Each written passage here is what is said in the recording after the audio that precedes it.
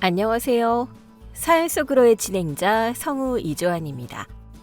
오늘 소개해드릴 이야기는 자신을 비웃던 시모와 동서에게 멋지게 복수한 주인공의 이야기입니다.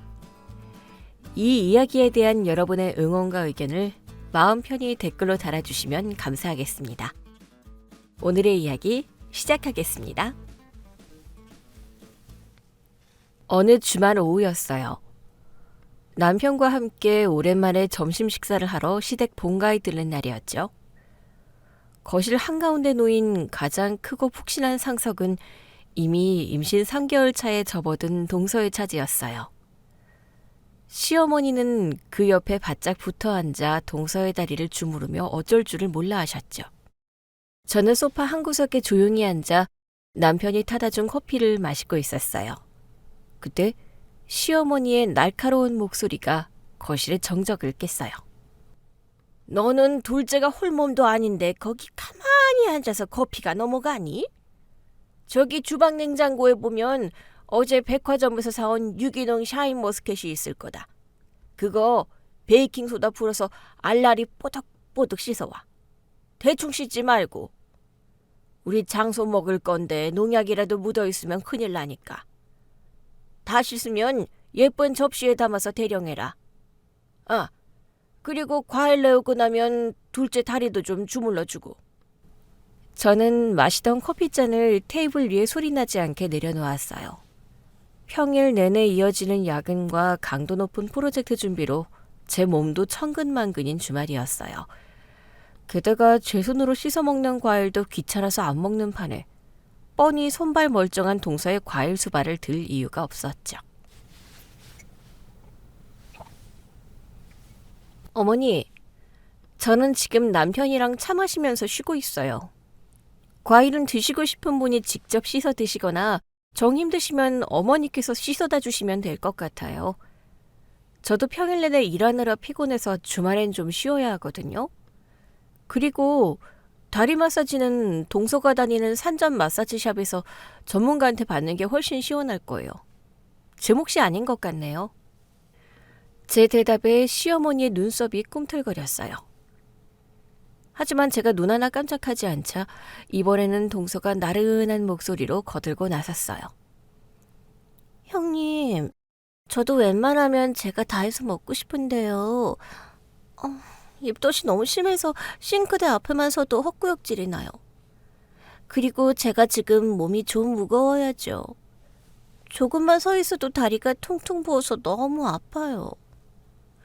형님은 애를 안 가져보셔서 임산부 고충을 전혀 모르시나 봐요? 선을 넘어도 한참 넘은 발언이었어요. 저는 표정을 굳히고 동서를 똑바로 쳐다보았어요. 동서, 말 조심해요. 임신은 축복받을 일이지 벼슬이 아니에요. 그리고 나는 아이를 못 낳는 게 아니라 안 낳는 거예요. 내 회사 커리어와 진급 계획에 맞춰서 남편이랑 완벽하게 합의하고 철저하게 미루고 있는 중이니까 팩트는 똑바로 알고 말하세요. 한 번만 더 선 넘으면 나도 가만 안 있어요? 거실에는 찬물이 끼얹어진 듯 정적이 흘렀어요. 그때 주방에서 과일을 깎고 있던 남편이 접시를 내려놓고 거실로 성큼성큼 걸어왔어요. 남편의 얼굴은 분노로 붉어져 있었죠. 당신, 일어나. 짐 챙겨. 여기서 더 이상 감정 상할 필요 없어. 우리 집으로 가자. 남편은 제 코트를 집어들고 제 손을 꽉 잡았어요. 시어머니가 당황해서 남편을 말리려 했지만 남편은 뒤도 돌아보지 않고 현관문을 나섰죠. 차에 올라타자마자 남편은 운전대에 머리를 기대며 깊은 한숨을 내쉬었어요. 당신, 아까 엄마랑 재수 씨가 선 넘는 소리 할 때 얼마나 화가 났어? 진짜 미안해. 내가 중간에서 더 빠르고 확실하게 끌어냈어야 했는데 과일 깎다가 타이밍을 놓쳤어. 아니야. 당신이 바로 내 편 들어주고 짐 챙겨서 나와줬잖아. 난 그거면 충분해. 동서가 임신 무기 삼아서 저렇게 유세 떠는 거 한두 번도 아니고 내가 논리적으로 다 쳐낼 테니까 당신은 그냥 지금처럼 무조건 내 편만 들어주면 돼.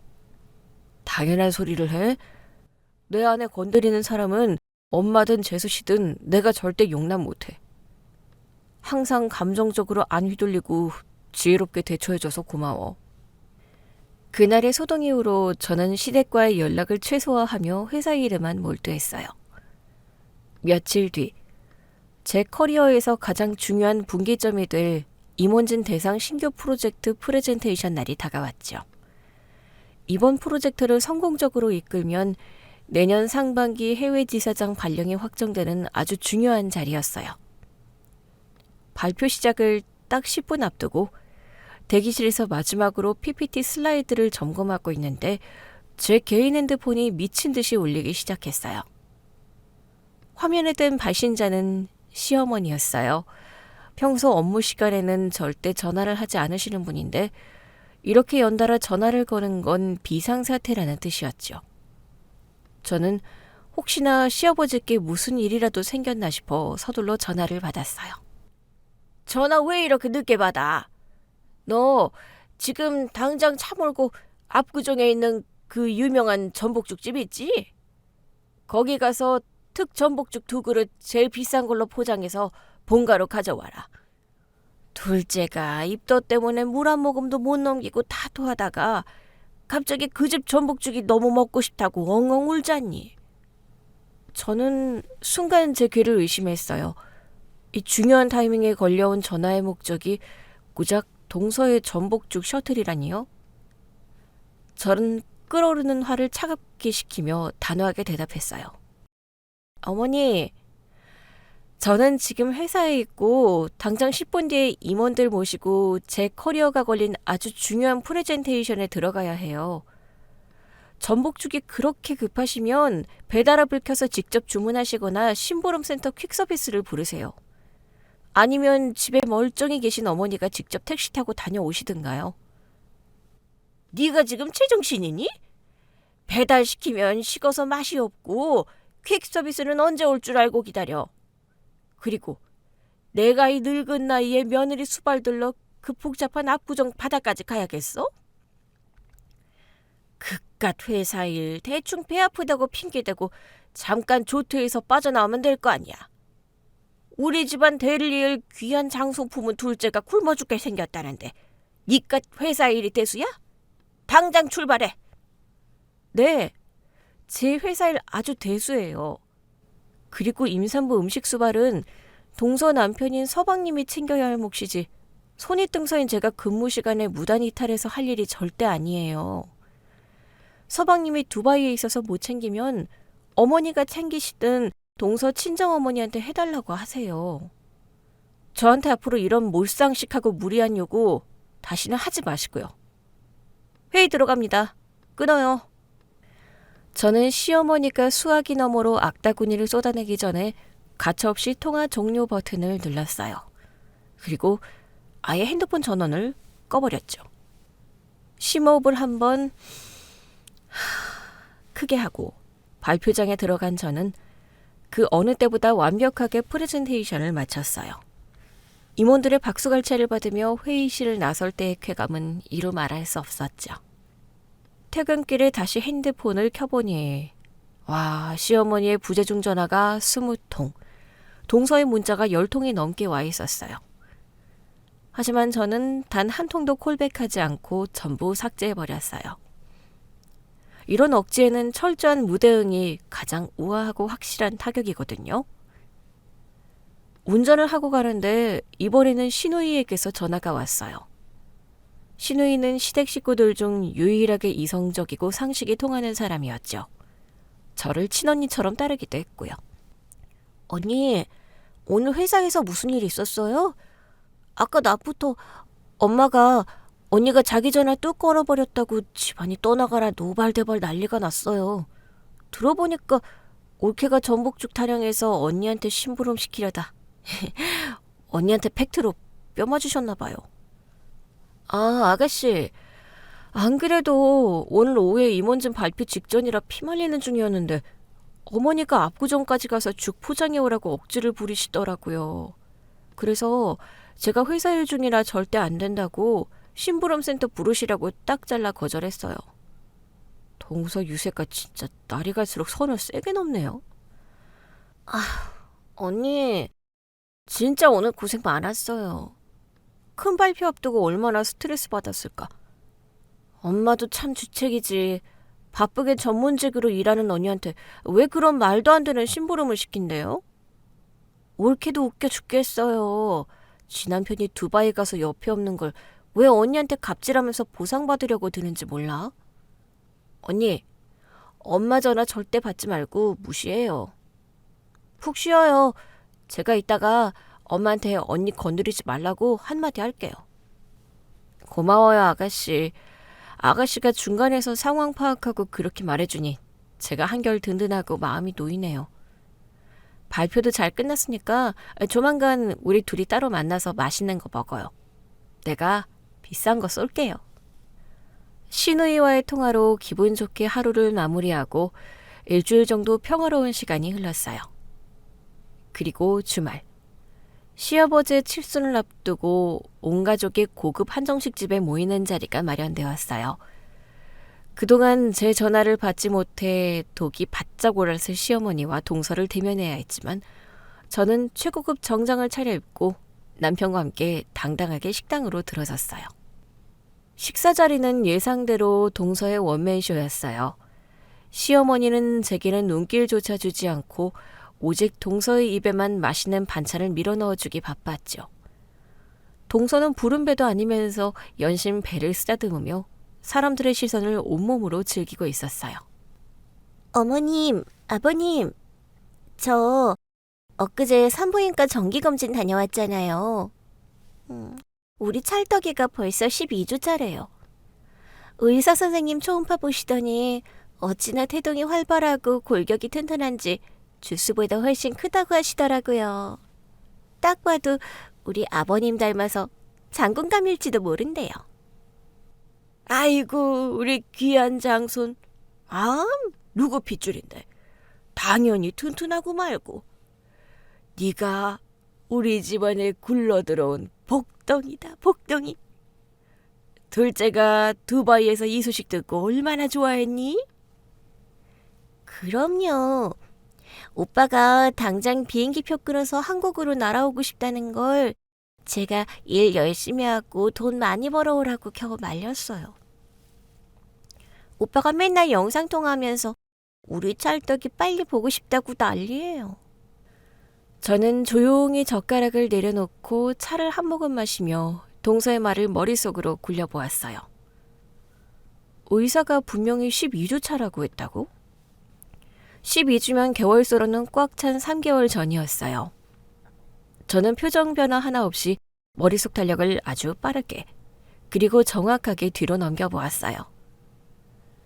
시동생이 다니는 건설회사에서 두바이 파견 근무를 면받고 출국한 건 정확히 4개월하고도 보름 전이었어요. 출국 당일 우리 부부가 인천공항까지 직접 배웅을 나갔기 때문에 그 날짜를 잊을 리가 없었죠. 그리고 그 이후로 시동생은 단 한 번도, 단 하루도 한국 땅을 밟은 적이 없었어요. 출국한 지 4개월 반이 넘은 시동생. 그런데 아내의 임신 주수는 이제 12주차?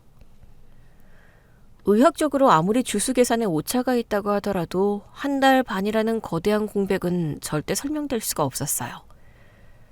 시동생이 출국하고 나서 한참 뒤에 아이가 생겼다는 뜻이니까요.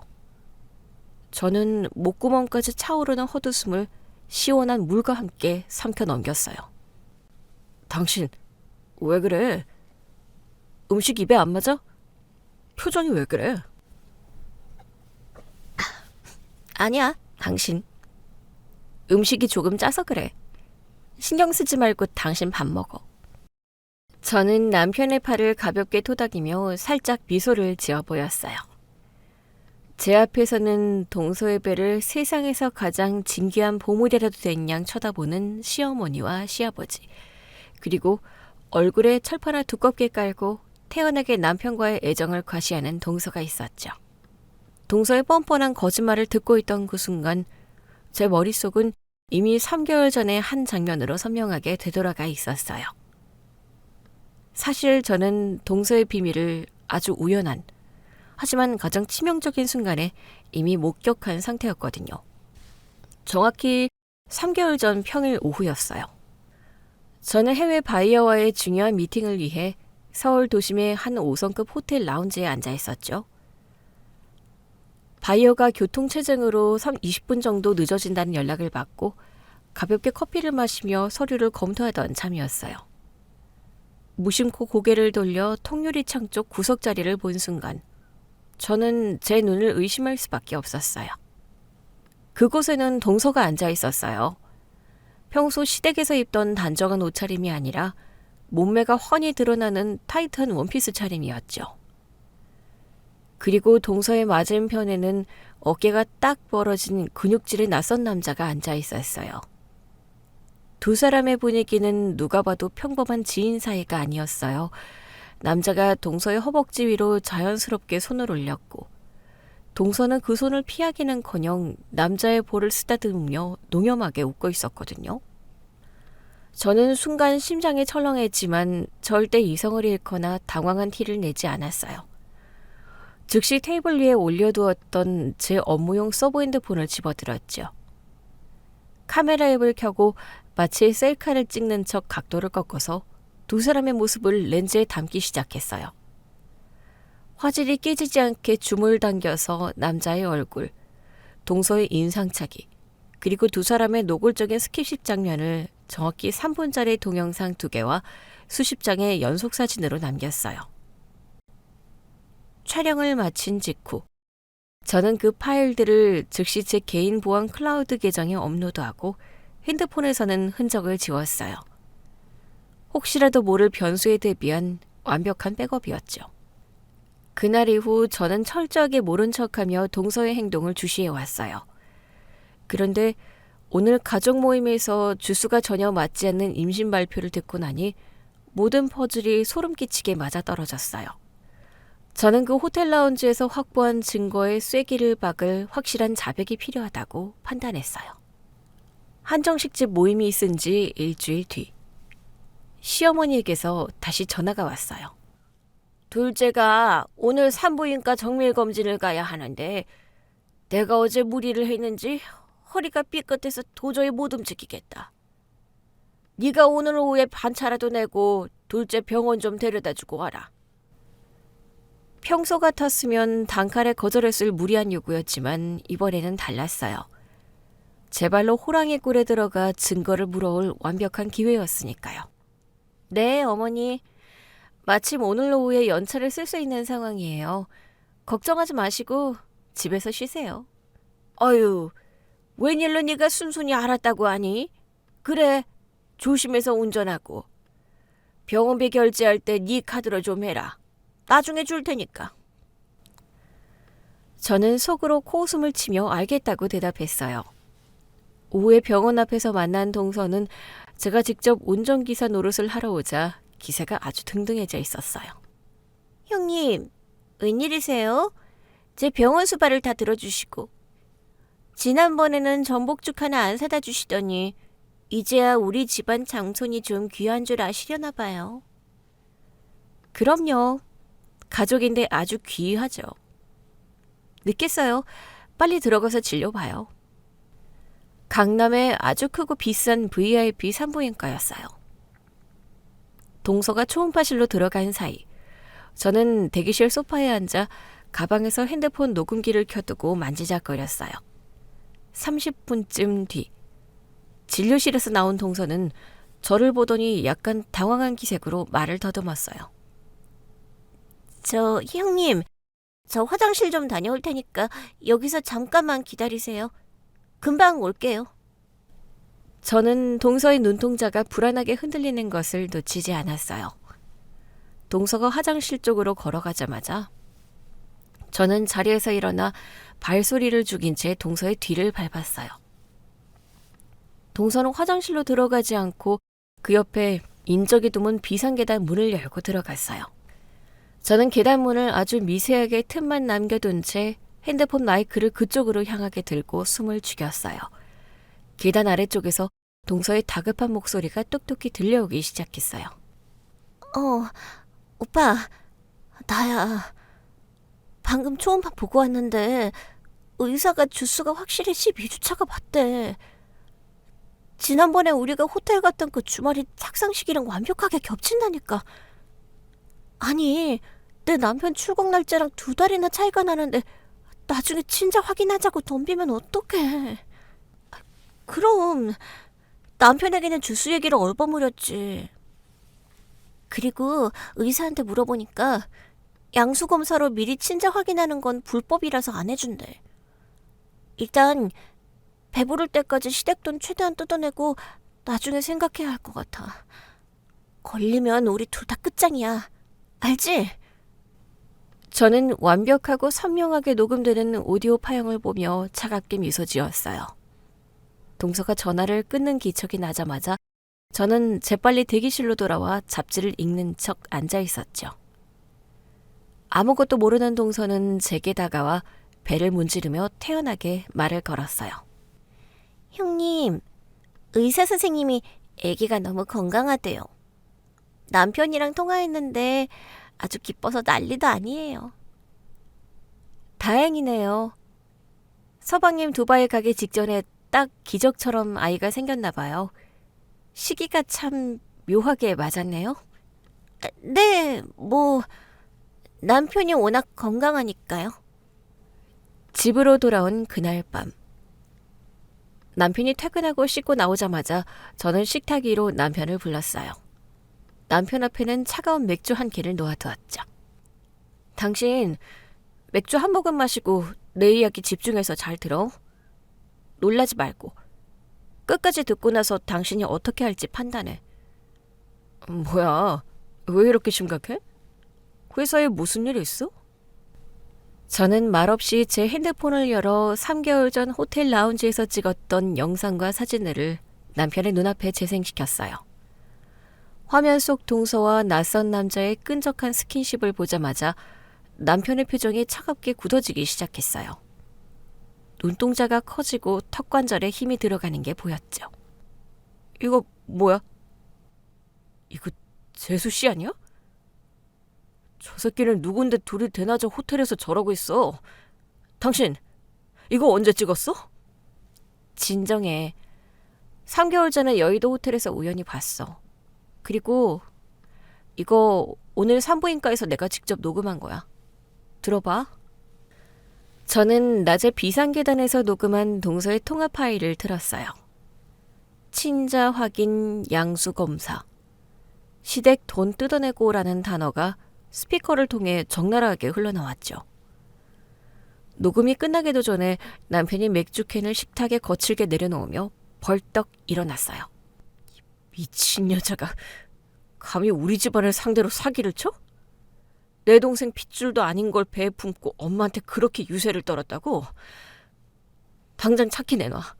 본가로 쳐들어가서 머리채를 다 뽑아버릴 테니까. 당신 자리에 앉아.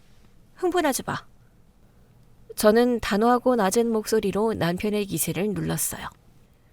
당신이 지금 당장 뛰어들어가서 상 업고 소리 지르면 저 여자가 순순히 인정할 것 같아? 어머니가 당장 우리 말을 100% 믿어줄 것 같냐고. 오히려 우리가 아이 없는 거 자격침에 며느리 모함한다고 거품 무실 뿐이야. 동서도 조작된 거라고 악을 쓰며 발뺌할 거고. 감정적으로 터뜨리면 우리는 아무것도 못 얻고 진흙탕 싸움만 하게 돼. 그럼 어쩌자고. 이딴 더러운 꼴을 뻔히 알면서 내 동생이 두바이에서 뼈 빠지게 고생하는 걸 구경만 하라고? 아니, 확실하게 끝장내야지. 그러니까 당장 터뜨리지 말고 판을 더 완벽하게 짜자는 거야. 발뺌조차 할 수 없는 완벽한 서류 뭉치를 만들어서 꼼짝 못하게 만들어야 해. 당신 믿을 만한 흥신소 알아봐. 내가 나서는 것보다 당신이 직접 알아보고 지시하는 게 맞아. 흥신소? 저 남자 누군지 신상 확실하게 캐내고 두 사람이 만난 카드 결제 내역, 숙박업소 출입 기록, 통 내역 전부 다 당신이 의뢰해서 모아. 내 영상과 녹음본은 마지막 카드로 쓸 거야. 전문가 고용해서 빈틈없이 증거 수집해. 비용은 얼마가 들어도 상관없으니까 가장 확실한 정보만 모아오라고 해. 제 논리적인 설명에 남편은 거친 숨을 몰아쉬면서도 이내 이성을 되찾고 고개를 끄덕였어요. 어, 당신 말이 맞아. 어설프게 건드리면 저 뱀 같은 여자는 분명히 빠져나갈 구멍을 만들 거야. 어, 아, 내가 아는 선배 중에 이런 쪽 바닥 아주 잘하는 사람이 있어. 내일 당장 제일 임무 없고 일 잘하는 흥신소 수배해서 내가 직접 의뢰할게. 그래, 조사 결과 나올 때까지 우리는 아무것도 모르는 척 평소처럼 행동해야 해. 어머니가 심부름 시키면 내가 적당히 받아주는 척도 할 테니까 당신도 절대 티내지 마. 시동생한테도 아직 말하지 마. 모든 증거가 완벽하게 세팅되면 온 가족이 모인 자리에서 당신이 직접 터뜨려. 알았어. 내 동생 인생 망치려고 작정한 여자야.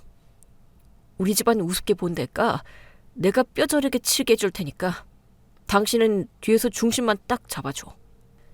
그날 이후 부부의 은밀하고도 치밀한 추적이 시작되었어요. 남편은 다음날 즉시 흥신소와 계약을 맺고 동서의 뒤를 캐기 시작했죠. 저는 신우이와 자주 연락을 주고받으며 시댁에 돌아가는 분위기를 꼼꼼하게 파악했어요. 언니, 요즘 올케가 엄마한테 아파트 전세금 명목으로 돈을 엄청 요구하나 봐요. 아기가 태어나면 지금 빌라에서는 도저히 못 키운다고 둘째 오빠 오기 전에 강남 쪽에 전세 하나 얻어달라고 매일 울고불고 난리래요. 아가씨, 어머니 반응은 어떠셔요? 엄마 장손 품고 있다고 하니까 간도 쓸기도 다 빼줄 기세죠.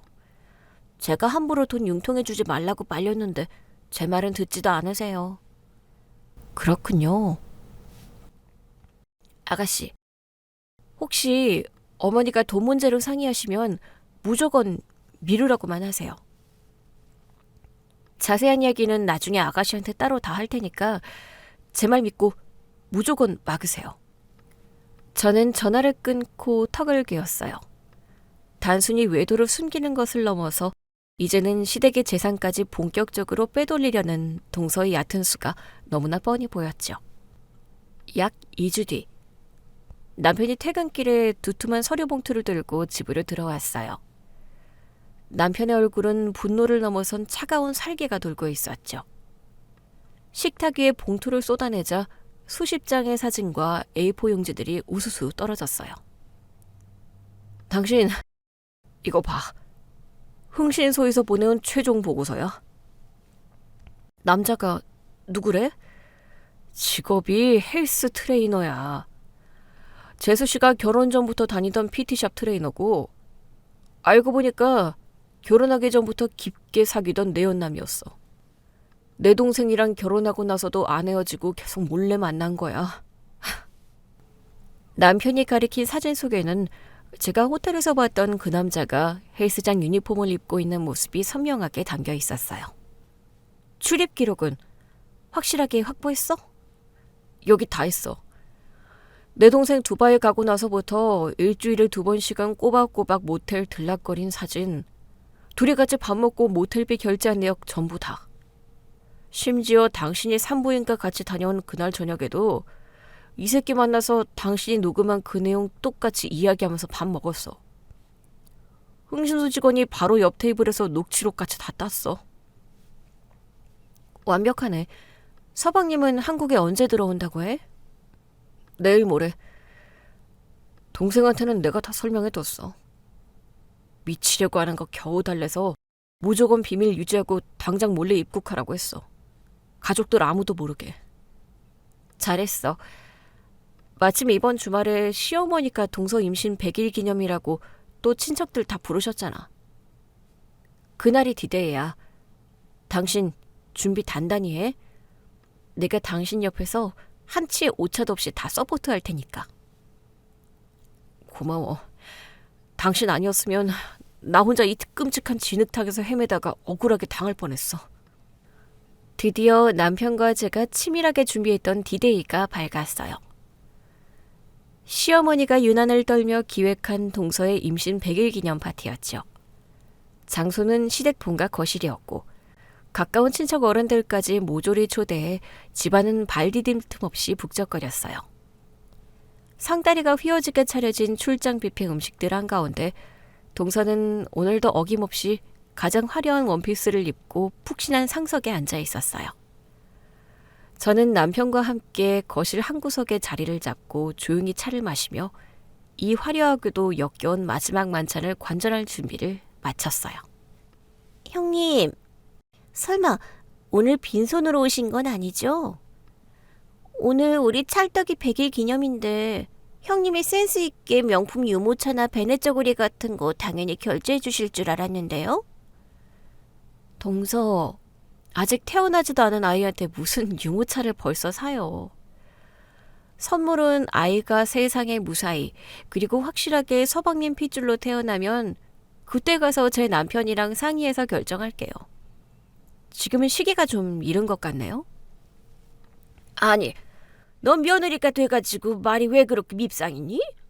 핏줄이 확실하게 태어나긴 뭘 태어나. 우리 장손한테 재수없는 소리 하지 말고 밥이나 먹으라. 둘째야, 저기 큰어머니가 금반지 한돈 해오셨다니까? 인사드려. 시어머니는 저를 흘겨보더니 이내 동서에게 찰싹 달라붙어 친척들이 가져온 봉투와 선물을 챙기게 바빴어요. 친척 어른들은 입을 모아 동서의 임신을 축하했고 시동생이 외국에 있어 외롭겠다는 둥, 시댁에서 더 잘해줘야 한다는 둥 덕담을 쏟아내었어요. 동서는 그 관심의 중심에서 세상 가장 행복한 여자처럼 웃고 있었죠. 저는 남편과 눈을 마주쳤어요. 남편은 제게 가볍게 고개를 끄덕이더니 자리에서 천천히 일어났어요. 남편의 손에는 태블릿 PC가 들려 있었고 거실 벽면에 걸린 대형 스마트 TV로 화면을 미러링하기 시작했어요. 친척들이 웅성거리며 남편의 행동을 쳐다보았어요. 다들 식사 중에 죄송하지만 잠시 제 이야기 좀 들어주시죠. 오늘 재수 씨 임신 100일이라고 해서 온 가족이 모였는데 제가 이 자리를 빌려서 아주 특별하고 중요한 축하 영상을 하나 준비했습니다. 우리 집안의 경사이니만큼 다 같이 보시는 게 맞을 것 같아서요. 엄마, 큰어머니, TV 쪽으로 시선 좀 집중해 주세요. 거실은 순식간에 조용해졌어요. 동서도 무슨 이벤트인가 싶어 한껏 기대하는 표정으로 TV를 바라보았죠. 남편이 태블릿 화면을 터치하자 거실 TV 화면에 아주 선명한 고화질 사진 한 장이 띄워졌어요. 그건 바로 제가 3개월 전 서울의 5성급 호텔 라운지에서 찍었던 동서가 낯선 근육질의 남자와 허벅지를 쓰다듬으며 농도 짙은 스킨십을 하고 있는 사진이었어요. 정적이 흐르던 거실에 친척들의 헉하는 숨소리가 터져 나왔어요. 시어머니는 들고 있던 포크를 바닥에 떨어뜨렸고 동서의 얼굴은 순식간에 백지장처럼 하얗게 질렸어요. 동서가 벌떡 일어나며 소리를 질렀어요. 아주버님, 지금 뭐 하시는 거예요? 저거 조작이잖아요. 저거 저 아니에요. 지금 저 임신했다고 질투나서 저런 합성사진 만들어 오신 거예요? 어머님, 이거 당장 끄라고 하세요. 재수씨, 앉아요. 아직 시작도 안 했으니까. 합성인지 아닌지는 본인이 제일 잘 알 텐데 벌써부터 흥분합니까? 조작이라고 우길까봐 제가 동영상도 준비했고 친절하게 날짜와 시간까지 박혀있는 원본 파일로 띄워드립니다. 남편은 태블릿을 조작해 동영상을 재생했어요. 영상 속에서 남자는 동서의 볼에 입을 맞췄고 동서는 그 남자의 목을 감싸 안았죠. 거실은 그야말로 발칵 뒤집혔어요. 이게 대체 무슨 화면이야? 네가 왜 저기서 딴 논팽이랑 붙어먹고 있는 거야? 엄마, 놀라지 마세요. 재수씨, 제가 흥신소에 정식으로 의뢰해서 한 달 동안 당신 뒤를 아주 샅샅이 캤습니다. TV 화면 다음 장으로 넘깁니다. 잘 보세요. 이건 제 동생이 두바이로 출국한 이후 재수씨가 저 화면 속 남자, 그러니까 본인 PT 트레이너랑 매주 화요일, 목요일마다 꼬박꼬박 모텔에 들락거린 주차장 출입사진과 카드 결제 내역서입니다. 그리고 이건 최근까지 그 남자 오피스텔에 드나든 엘리베이터 CCTV 화면이고요. 화면에는 흥신소에서 수집한 빼박 증거들이 빼곡하게 나열되어 있었어요. 날짜, 시간, 장소, 동서의 인상착의까지 완벽하게 일치했죠. 친척들은 입을 다물지 못하고 서로의 얼굴만 쳐다봤어요. 아니에요. 저 남자는 그냥 친한 트레이너 오빠고요. 운동 상담하러 몇 번 만난 게 다예요. 모텔은 그래요. 전날 제가 갑자기 배가 너무 아파서 화장실 좀 쓰려고 잠깐 들어갔다 나온 거예요. 어머님, 제발 제 말 좀 믿어주세요. 저 아주버님이랑 형님이 저 모함하려고 흥신소까지 붙여서 억지 쓰는 거라고요. 저는 속으로 코웃음을 쳤어요. 화장실을 쓰려고 모텔에 가서 5시간을 머물다 나온다는 게 말이 되나요? 저는 남편을 향해 여유롭게 손짓을 했어요. 남편은 제 신호를 받고 마지막 카드를 꺼내들었죠. 남편이 블루투스 스피커를 TV에 연결하고 재생 버튼을 눌렀어요. 거실 전체에 동서의 다급한 목소리가 아주 또렷하게 울려 퍼졌어요. 제가 산부인과 비상계단에서 녹음했던 바로 그 통화 내용이었죠. 오빠, 나야. 방금 초음파 보고 왔는데 의사가 주수가 확실히 12주차가 맞대. 지난번에 우리가 호텔 갔던 그 주말이 착상식이랑 완벽하게 겹친다니까? 아니, 남편 출국 날짜랑 2달이나 차이가 나는데 나중에 친자 확인하자고 덤비면 어떡해. 그럼 남편한테는 주수 얘기를 얼버무렸지. 일단 배부를 때까지 시댁돈 최대한 뜯어내고 나중에 생각해야 할 것 같아. 걸리면 우리 둘 다 끝장이야. 알지? 음성 파일이 끝남과 동시에 거실은 무덤처럼 고요해졌어요. 동서는 그 자리에 주저앉아 벌벌 떨며 양손으로 귀를 막았어요. 변명조차 할 수 없는 완벽한 본인의 목소리였으니까요. 남편은 TV 화면을 끄고 거실 한가운데로 걸어 나갔어요. 재수 씨, 다시 묻겠습니다. 뱃속에 있는 그 아이, 내 동생애 맞아요? 시기상으로 내 동생이 한국에 있지도 않았는데 도대체 어떻게 임신을 했다는 겁니까? 남의 씨를 품고 우리 엄마한테 장손 타령하면서 그동안 우리 부부한테 온갖 갑질을 해대고 시댁 돈까지 뜯어낼 작정이었어요? 당신은 인간도 아니야. 사기꾼이지. 그 순간이었어요. 갑자기 시어머니가 짐승 같은 비명을 지르며 자리에서 튕겨 나갔어요. 짐승만도 못한 년아. 네가 감히 나를 속여? 내 돈 당장 내놔, 이 사기꾼 년아. 어머님, 살려주세요. 제발 제 말 좀 들어보세요. 제가 다 설명할게요. 설명이고 나발이고 당장 내 돈부터 뱉어내.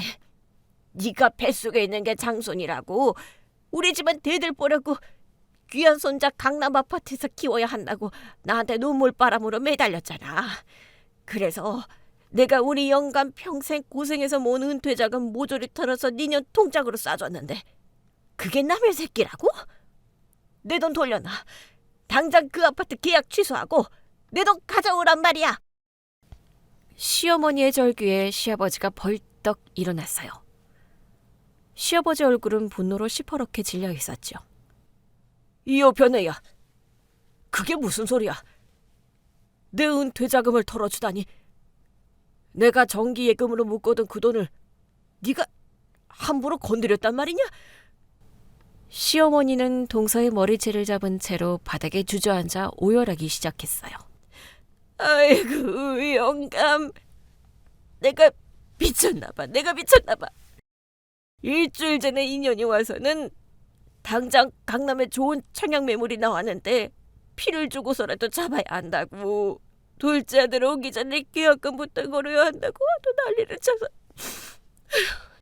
내가 영감 도장 몰래 훔쳐다가 은행 VIP실 가서 예금 다 깨고 2년 명의로 8억이나 이체해줬어. 장손한테 주는 선물이라고 생각하고 영감한테는 나중에 말하려고 했는데 아유, 내가 미쳤지. 내가 미쳤어. 저는 시어머니의 말을 듣고 머릿속이 빠르게 회전하기 시작했어요. 상황은 제가 예상했던 것보다 훨씬 더 심각하게 돌아가고 있었어요. 동서는 시어머니에게 머리채를 잡힌 채로 눈물을 흘리며 악을 썼어요. 어머님, 그 돈 벌써 아파트 계약금이랑 중도금으로 다 들어갔어요. 어차피 제 명의로 된 거라 어머님 마음대로 못 빼요. 나요? 저 임산부라고요. 배 충격 가면 고소할 거예요? 너 어디서 되도 않는 법적 지식을 들먹여? 사기 기망행위로 빼앗아간 돈은 혼인 취소 소송과 동시에 부당이득 반환 청구 소송 들어가면 그 집 가압류부터 걸 수 있어. 본인 명의라고 본인 돈인 줄 아나 본데 우리 남편이 이미 변호사 상담 다 끝냈고 동서 통장으로 8억 입금된 내역, 아파트 계약 과정에서 어머니 기망한 증거 다 채증해뒀어. 배에 충격 가면 고소한다고? 뱃속에 있는 그 남의 우리 집안이랑 아무 상관없으니까 마음대로 해. 어머니, 머리채 놔주세요. 손에 동서 더러운 머리카락 묻히실 필요 없어요. 법으로 완벽하게 발가벗겨 줄 테니까. 제가 차갑고 논리적으로 쏘아붙이자 동서는 도끼 품은 눈으로 저를 노려보았어요. 형님이 뭔데 나서요? 형님이 이 집안 돈에 왜 감나랑 배나라 해요? 내가 이 집안 첫째 며느리니까 나선다. 왜? 내 남편 부모님 재산 털어가는 도둑년을 보고 가만히 있는 게 비정상 아니야? 니년이 그 얄팍한 머리로 시댁 재산 털어먹으려던 그 계획 오늘로 다 끝났어. 바로 그 순간이었어요. 쾅 하는 소리와 함께 거실 현관문이 거칠게 열렸어요. 친척들의 시선이 일제히 현관 쪽으로 쏠렸죠. 그곳에는 있어야 할 곳이 두바이 건설 현장이어야 마땅할 시동생이 서 있었어요. 검게 그을린 얼굴과 헝클어진 머리, 분노로 이글거리는 눈빛을 한 시동생이었죠. 남편이 미리 연락을 취해 두바이 현장에 급성 우울증과 향수병, 즉 두바이 증후군이라는 핑계를 대고 일주일 전에 몰래 귀국해 있었던 겁니다. 시동생은 혼자가 아니었어요. 그의 한 손에는 어떤 남자의 뒷덜미가 짐승처럼 끌려 잡혀 있었어요. 거실 바닥으로 내동댕이 쳐진 남자는 바로 화면 속에 있던 그 근육질의 내연남, PT 트레이너였어요. 이 더러운 새끼, 네가 내 마누라랑 내 침대에서 뒹굴어? 내가 두바이에서 뼈 빠지게 모래바람 마시면서 돈 벌어다 바칠 때 너는 내 집에서 내 마누라가 해주는 밥 처먹으면서 이따위 짓거리를 해?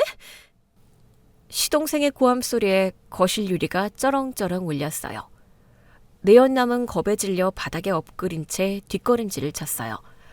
동서는 바닥에 내동댕이 쳐진 내연남과 시동생을 번갈아 보며 사시나무 떨듯 떨기 시작했죠. 아닙니다. 오해하셨어요. 저는 그냥 PT 회원이라서 밥 한 끼 먹은 게 다예요. 저 여자가 저한테 자꾸 들이댄 거지. 저는 아무 죄 없습니다. 제발 살려주세요. 오빠, 너 지금 말 다 했어? 네가 나한테 먼저 시댁돈 빼돌려서 같이 살자고 꼬셨잖아. 네가 나 임신시켰다고 책임지겠다고 했잖아. 두 사람은 서로에게 책임을 떠넘기며 바닥에서 추악한 진흙탕 싸움을 벌이기 시작했어요.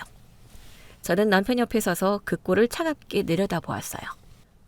동생아, 흥분하지 마. 손에 피 묻힐 가치도 없는 쓰레기들이야. 내가 말했지? 내가 판 다 짜놨으니까 넌 그냥 확실하게 도장만 찍으면 된다고. 형수님, 진짜 고맙습니다. 두 분 아니었으면 저 평생 호급 병신으로 살 뻔했습니다. 형수님이 시키신 대로 제가 일주일 전에 입국하자마자 흥신소 직원 붙여서 저 새끼들 은신처 급습해서 현장 다 잡아냈어요. 저 새끼 도망가려는 거 제가 뒷덜미 잡고 끌고 온 겁니다. 저는 시동생을 향해 가볍게 고개를 끄덕여 주었어요. 애초에 남편과 제가 짠 판은 이것이었어요. 동서의 거짓 임신 발표를 듣자마자 시동생을 조용히 귀국시키고 우리가 모은 증거를 바탕으로 시동생이 직접 두 사람의 꼬리를 밟게 만드는 것. 그래야 시동생이 직접 혼인 취소와 친생 부인 소송을 진행할 때 가장 확실하고 강력한 당사자성을 가질 수 있었으니까요. 서방님, 수고 많았어요.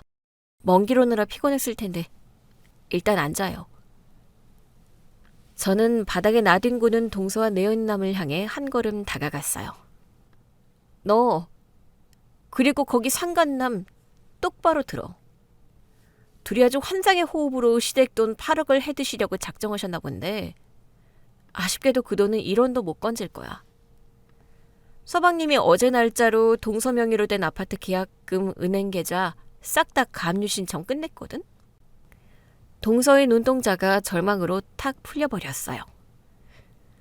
시어머니는 여전히 바닥에 주저앉아 넋이 나간 표정으로 헐떡이고 있었고 친척들은 이 엄청난 스펙터클에 입을 다물지 못한 채 얼어붙어 있었어요. 거실은 그야말로 파멸을 맞이한 사기꾼들의 비명과 헐떡임만이 가득한 아수라장으로 변해 있었습니다. 모든 것이 저와 남편이 철저하게 계산하고 설계한 완벽한 몰락의 현장이었어요. 그 처참했던 폭로전이 끝나고 정확히 3일 뒤, 우리는 강남의 대형 로펌 회의실에 모였어요. 감정적인 고성이나 몸싸움은 더 이상 필요 없었죠. 오직 차갑고 완벽한 서류만이 진실을 증명하고 숨통을 조이는 자리였거든요. 긴 회의용 테이블 한쪽에는 저와 남편, 시동생, 그리고 우리 측 변호인단이 나란히 앉았고 반대편에는 초췌한 몰골의 동서와 잔뜩 겁먹은 내연남이 나란히 앉아 있었어요. 이제 남이 될 거니까 그쪽이라고 부를게. 거기 있는 서류 다 읽어봤지? 혼인 취소 소송 및 위자료 청구 소장이야. 그쪽이 결혼 전부터 저 새끼랑 내연관계 유지한 증거, 내 아이가 아닌 타인의 아이를 임신하고 날 기망한 증거 전부 완벽하게 첨부했어. 위자료는 1억 원 청구했고 상간남의 저 새끼한테도 똑같이 1억 원 청구했어. 군말 말고 도장 찍어. 오빠, 내가 진짜 잠깐 미쳤었나 봐. 저 오빠가, 아니 저 남자가 계속 나한테 매달리면서 협박했어. 자꾸 시댁 돈 빼내서 강남 아파트 전세금으로 쓰자고. 안 그러면 오빠한테 우리 관계 다 폭로하겠다고 협박해서 내가 억지로 끌려다닌 거야. 나 오빠 진짜 사랑해. 우리 아이 지우고 새 출발하면 안 될까? 내가 평생 오빠 발닦기로 살게. 제발 소송만은 취하해줘. 야, 너 지금 여기서 내 핑계를 대? 이거 다 거짓말입니다. 저 여자가 먼저 시댁돈 쉽게 빼돌릴 수 있다고 시어머니가 자기를 아주 떠받들고 산다고 저를 꼬셨습니다. 피임도 자기가 완벽하게 한다고 해놓고 일부러 임신해서 책임지라고 들러붙은 거라고요. 제가 왜 위자료 1억을 뭡니까? 저는 돈 한 푼도 없습니다. 둘 다 닥쳐. 여기서 누가 더 쓰레기인지 배틀이라도 하자는 거야? 너희들 둘이 짠 더러운 계획. 내 형님이 현신소 붙여서 녹취한 파일로 이미 경찰에 다 넘어갔어. 형사 고소장도 곧 날아갈 거니까 거기서 실컷 떠들어. 오빠, 나 진짜 돈 없어. 위자료 1억을 무슨 수로 줘. 나 감옥 가기 싫어. 제발 한 번만 살려줘. 동서가 거짓 눈물을 쥐어짜내며 테이블 너머로 시동생의 소매를 붙잡으려 하자 남편이 끼어들었어요. 당신이 챙겨서 도망가려고 했던 그 8억. 우리 아버지가 횡령 및 기망행위로 당신 형사 고소하시고 부당이득 반환 청구 소송 걸어서 당신 은행 계좌 전부 완벽하게 감유 쳐뒀어. 당신 통장에 있는 돈 이제 단 1원도 못 뺀다는 뜻이야. 동서의 눈동자가 절망으로 탁 풀리며 의자에 주저앉았어요. 하지만 제 반격은 여기서 끝이 아니었죠. 어디 그뿐인 줄 알아? 이건 나와 네 남편이 너를 상대로 거는 민사소송 소장이야. 변호사님, 피고 측에 전달해 주세요. 네? 형님이 저한테 무슨 소송을 또 걸어요. 저 이제 돈도 백도 아무것도 없어요. 그동안 네가 임신을 무기 삼아 나한테 무리하게 강요했던 각종 수발과 감정적 충격에 대한 손해배상 청구 소송이야.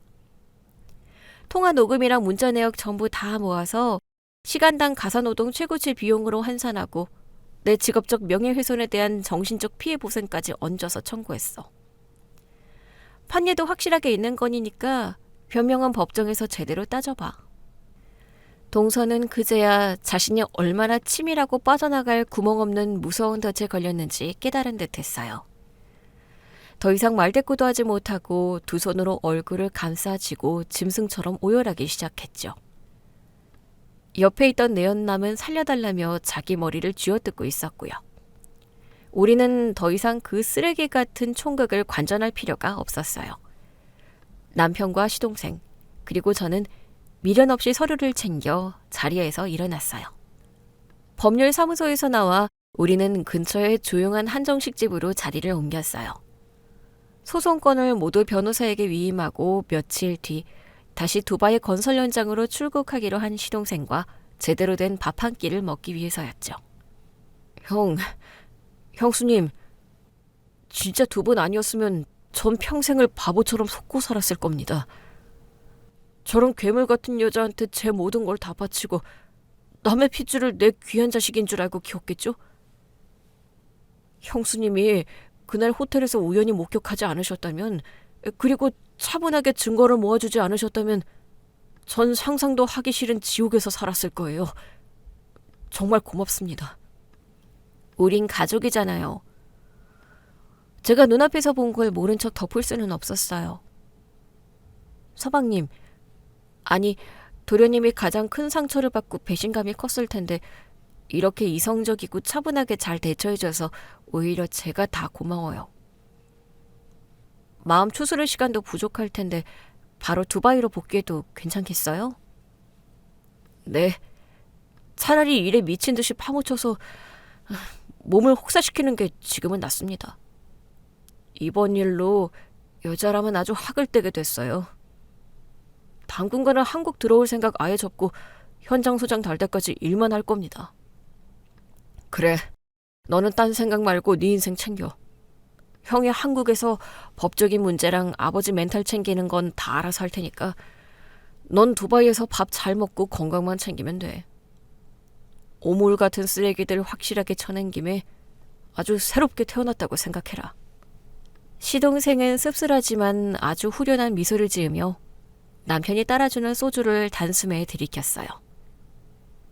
시동생과의 저녁 식사는 무거웠던 과거를 완전히 털어내는 아주 깔끔한 식사 자리였죠. 시동생이 출국하고 나서 며칠 뒤, 저와 남편이 진행한 민사소송의 소장이 시댁 본가로 송달되었어요. 그주 주말 아침부터 저희 집 현관벨이 미친 듯이 울려댔어요.